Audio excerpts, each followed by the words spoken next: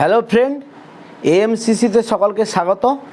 আজ আমরা ক্লাস নবম শ্রেণীর ইতিহাস বিষয়ের তৃতীয়তম অধ্যায় জুলাই অর্ডিন্যান্স নিয়ে আলোচনা করব। জুলাই অর্ডিন্যান্স 1830 খ্রিস্টাব্দে উদারপন্থীরা ফ্রান্সে নির্বাচনে জয়লাভ করে।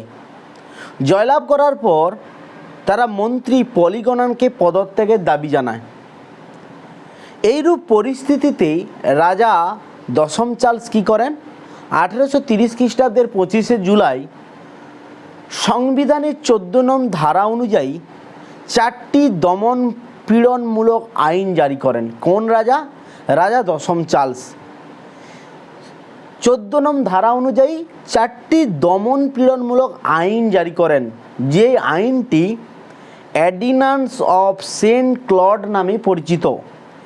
এই অর্ডিন্যান্স অফ সেন্ট ক্লড এই আইনটি আসলে জুলাই অর্ডিন্যান্স নামে পরিচিত, কারণ জুলাই মাসে এই অর্ডিন্যান্সটি ঘোষিত হয়েছিল বলে এই অর্ডিন্যান্সটিকে বলা হয় জুলাই অর্ডিন্যান্স। তো এই অর্ডিন্যান্সে যে 4টি বিষয়কে জোর দেওয়া হয় তা হলো নবগঠিত যে আইনসভা তৈরি হয়েছিল সেটাকে ভেঙে দেওয়া, দ্বিতীয়ত সংবাদপত্রের স্বাধীনতা বিলোপ করা, তৃতীয়ত বুর্জোয়া শ্রেণীকে ভোটাধিকার থেকে বঞ্চিত করে দেওয়া, পরিবর্তে জমিদার বা অভিজাতদেরকে ভোটাধিকারে প্রদান করতে সাহায্য করা। 1814 খ্রিস্টাব্দে অষ্টাদশ লুই কর্তৃক গৃহীত সনদকে পুরোপুরি বাতিল করে দেওয়া।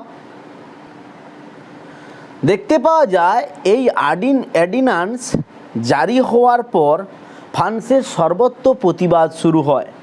অ্যাডলফ থিয়ার্স এর নেতৃত্ব দান করেন। ক্রমে এটি সর্বস্তরের মানুষের যোগদানের ফলেই এই বিপ্লবে একটা বিপ্লবের চেহারা নিয়েছিল, যেটি জুলাই বিপ্লব নামে পরিচিত লাভ করে পরবর্তীকালে। তো আশা করি জুলাই অর্ডিন্যান্স সবাইকার ক্লিয়ার, কারণ এটি একটি সেমন কিছু ব্যাপার নয়, 4টি মূল অর্ডিন্যান্স জারি করেছিল। এই অর্ডিন্যান্সগুলি মনে রাখলে সবাইকার হয়ে যাবে। থ্যাংক ইউ সবাইকে।